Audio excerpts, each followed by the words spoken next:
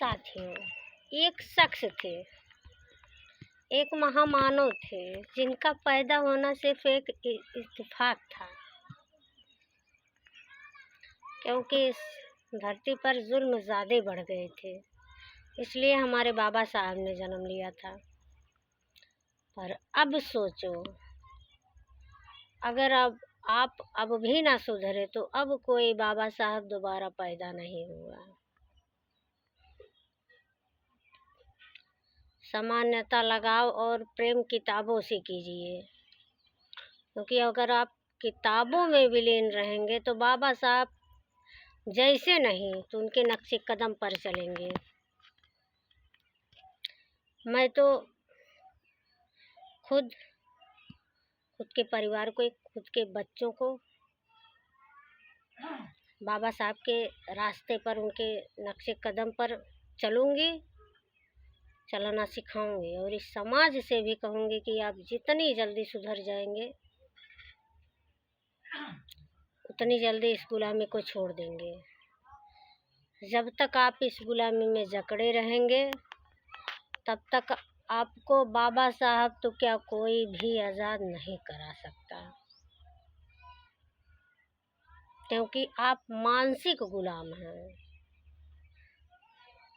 वो जो सामाजिक गुलामी थी ना, वो बाबा साहब उसकी बेड़ियाँ बहुत पहले तोड़ गए थे। अब मानसिक गुलामी मतलब जो आपके दिमाग में गुलामी है, उस गुलामी को आपको तोड़ना है।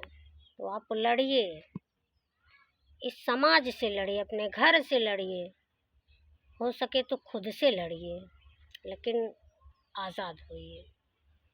और साहब के संघर्ष को कभी जाया मत जाने देना मेरे बहुजन। बाबा साहब का वो संघर्ष, वो पल, क्योंकि बाबा साहब पीड़ित थे लेकिन कभी अपने बच्चों के बारे में नहीं सोचे। उनका कहना था कि अगर मेरे 4 बच्चे जा रहे हैं तो उन्हें जाने दो, क्योंकि मुझे करोड़ों बच्चों को बचाना है।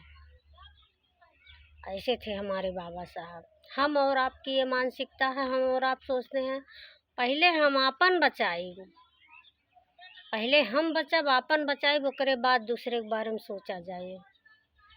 लेकिन बाबा साहब जैसन शख्सियत रहन जवन पहले वो समाज के सोचन है। वो शख्स पहले इस समाज को, अपने पिछड़े वर्गों को, दलितों को, शोषितों को, अछूतों के बारे में सोचा था, क्योंकि बाबा साहब ने वो जीवन अपनी आँखों से देखा था। आप इस पर विचार कीजिए।